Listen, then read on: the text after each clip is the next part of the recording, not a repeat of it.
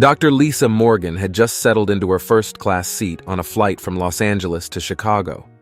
It was a rare moment of relaxation for the 38-year-old, who had earned her place as one of the youngest and most respected trauma surgeons at Cedars-Sinai Medical Center. Her brown skin glowed under the soft cabin lights as she tucked her bag beneath the seat and adjusted her stylish blue blazer. For the first time in months, she felt the heavy burden of her work begin to lift, even if only for a moment. Before we get deeper into the story, I want to hear from you. Where are you watching from today? Please comment below. Lisa's journey to the top had been anything but easy. Raised in a modest neighborhood in south-central LA, the daughter of a high school principal and a nurse, she always knew she'd have to work twice as hard to make it. Through sleepless nights and unrelenting determination, she earned a full scholarship to Duke and later graduated from Yale School of Medicine. Yet, as a black woman in a field dominated by white men, challenges were constant. Microaggressions, doubts, and blatant prejudice followed her everywhere. But Lisa let her talent speak louder than any skepticism, quickly building a reputation as an authority in trauma surgery. Now, she was finally heading to a much-needed vacation in Chicago. Her colleagues had practically pushed her onto the plane, insisting she take a break from the non-stop schedule of surgeries and patients. Despite this, Lisa couldn't fully shake the guilt that lingered, her fingers brushing over the stethoscope she always carried, a subtle reminder of the lives she touched every day. As the last few passengers boarded, Lisa noticed the curious stares. A young black woman in first class still seemed to catch people off guard. She met their gazes with a composed, confident smile, although she could feel the judgment hanging in the air. She was used to this by now. What she wasn't prepared for was the encounter about to unfold beside her. A man, likely in his mid-50s, wearing an expensive yet poorly fitted suit, was struggling to force an oversized carry-on into the overhead bin. His face reddened as he muttered in frustration, clearly exasperated. Lisa observed for a moment before leaning forward. "Excuse me, would you like some help with that?" she offered politely.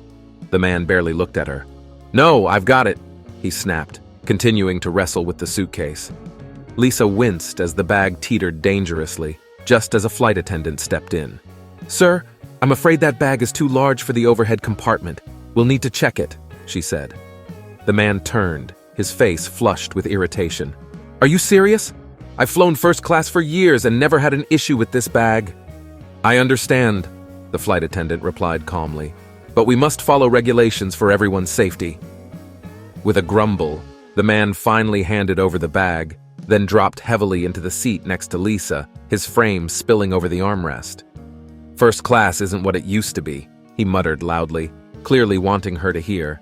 Lisa offered him a polite smile.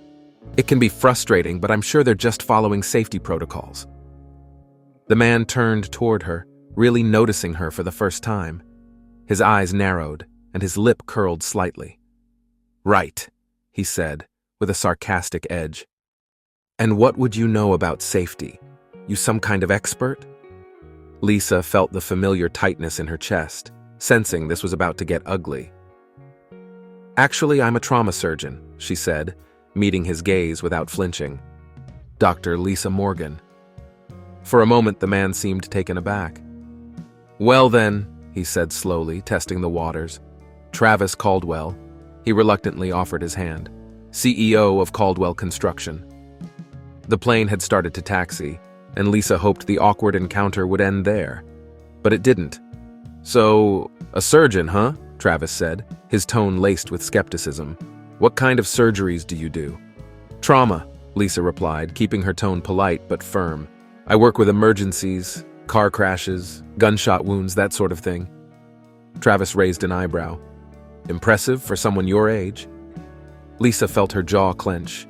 She had heard that tone before, the thinly veiled surprise that someone like her could hold such a prestigious career. "I've been practicing for nearly a decade now," she said, her voice controlled. "I completed my residency at Cedars-Sinai." The conversation was quickly becoming exhausting. "Must be nice," Travis said. "A vacation in Chicago. I remember when I was starting out I could barely afford a weekend at the beach." Lisa bit back her response. "I've saved for this trip," she said evenly. "It's important to take care of yourself in a high-stress profession." "Self-care," Travis snorted. "That's what they're calling it these days." Lisa's patience was wearing thin, but before she could respond, a loud commotion at the front of the cabin caught her attention.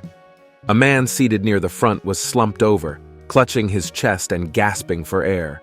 Without hesitation, Lisa unbuckled her seatbelt and stood. "Excuse me," she said, rushing past Travis, who looked startled by her sudden movement. "I'm a doctor," she called to the flight attendants as she hurried down the aisle. "Let me help." The man's face was pale, and beads of sweat dotted his forehead. "Chest pain," he gasped, clutching at his heart. "Can't breathe."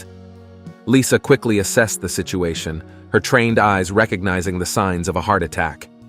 "I need the first aid kit," she told the flight attendants calmly, "and if there's aspirin or nitroglycerin, anything for cardiac arrest."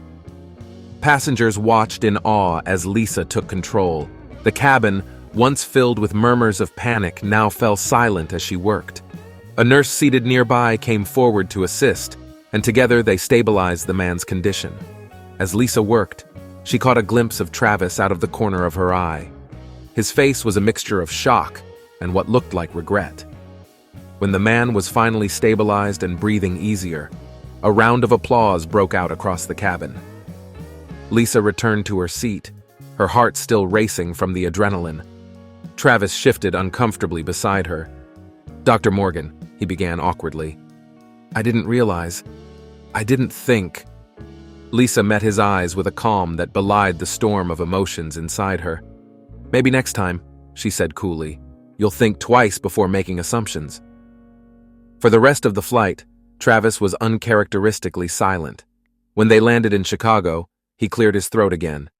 "Dr. Morgan, I owe you an apology," he said quietly. "I was wrong to judge you, and I'm sorry." Lisa paused, considering his words. "It's not just about an apology, Mr. Caldwell," she said. "It's about understanding why you made those assumptions in the first place."